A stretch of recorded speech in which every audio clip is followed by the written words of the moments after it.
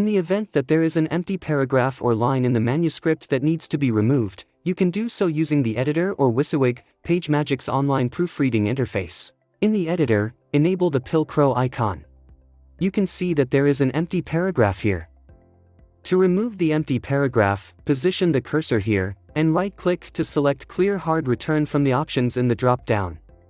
Keep in mind that if you use this action on the line that has data, the whole paragraph will get removed.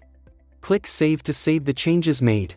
If you see an empty paragraph in your PDF proof, you can open the file in WYSIWYG. Single-click on the brown review bar and select WYSIWYG from the drop-down.